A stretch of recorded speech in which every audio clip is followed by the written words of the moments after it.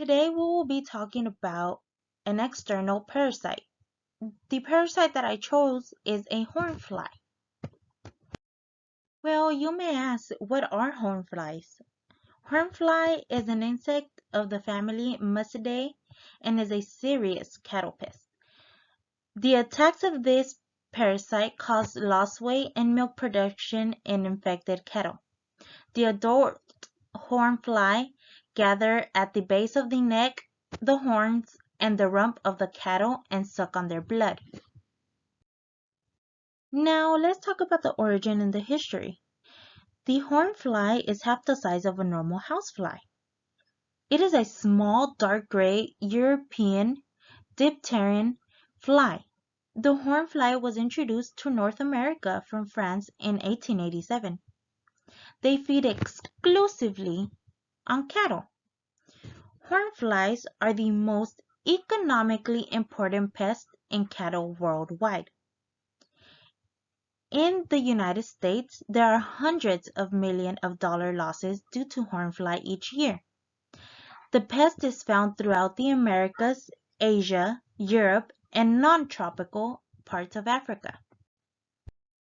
Now let's get a little more in depth of the life cycle of these parasites. They are primarily in cattle manure, which is a necessary habitat for larvae to develop. The adult hornfly principally feeds on cattle, meanwhile female hornflies leave eggs in fresh manure. The life cycle starts with the eggs hatching from 1 to 2 days after being laid. Feeding off of the fresh manure, the larvae develop through 3 instars from 4 to 8 days before reaching mature size. They reach from 6 to 7.5 millimeters. Pupation requires 6 to 8 days for full maturation. The time required to complete the life cycle is between 10 to 20 days. This depends on the temperature and time of the year. An adult hornfly begins mating 3 to 5 days of emergence. The adult females start laying eggs 3 to 8 days after emergence. The female hornfly lays 78 eggs during their lifespan of 6 to 7 days, but they can also lay up from 100 to 200 eggs. Both male and female only feed on blood during adult stage. Here I have provided an example of a life cycle of a hornfly. First, we start with the male and female mating. They have their blood meal, and then the female goes through oviposition. Then she starts to lay eggs. She lays them on the fresh manure, where they become larvae. The larvae then becomes pupas. The pupas hatch and start maturing into an adult hornfly, and the process starts all over again. Now let's talk about some signs and symptoms of your cattle being infected with hornflies. The infected cattle reacts by licking their backs. They start twitching their flanks. They switch their tails frequently, and they kick their bellies. Now, hornflies are more relevant during spring. The numbers of hornflies falls during the winter. The main animals attacked by hornflies are cattle, bison, horses, and buffalo.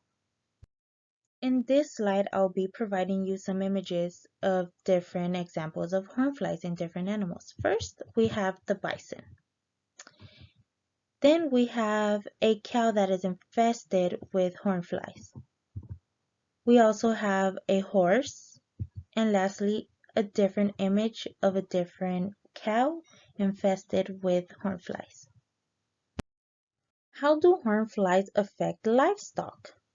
Well, since the hornfly is considered one of the most important blood-feeding pests of cattle in the United States, the cattle experiences much blood loss and nausea. Horn flies take more than 30 blood meals a day. It is demonstrated that horn flies can reduce calf weaning weights from 4 to 15%, and stalker cattle and replacement heifers up to 18%. An important fact is that they can spread summer mastitis. Severe infections can lead to stress, decrease in milk production, weight loss, and bacterial infection. Now let's talk about some control methods. First, we have dust bags, which is the most effective one out of all of them. Dust bags contain insecticide dust that filters through the bottom of the bag. The best horn fly control achieved is when cattle pass under the bags on their way to water, to their feed, or to the minerals. Next, we have back rubbers and oilers. The back rubbers and oilers offers cattle a reason to satisfy their scratching instinct. The back rubbers and oil should be recharged periodically with insecticide and be diluted with back rubber oil. Next, we have animal sprays. The animal sprays are ready for use, or they can be diluted with water before applying. The spray application provides 7 to 14 days of control, but they do need to be reapplied throughout the fly season. We have traps. The traps consist of 10-foot trap areas that captures horn flies. We also have pour-ons, formulations ready to use, applied in measured doses to animals based on their weight. The pour-ons provide 7 to 21 days of control. Next, we have feed-through and insect growth regulators. Insecticides that are incorporated in mineral blocks, tubs, and loose mineral. This is the maximum effectiveness as well.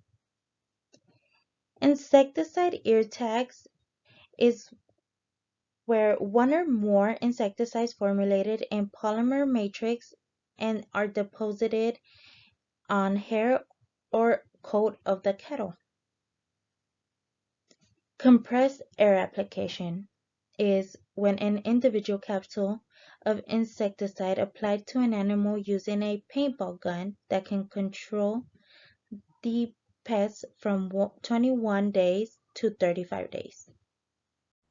Here I have provided how some control methods look like. First, we have the back rubber and oil. On your very far left, we have dust bags.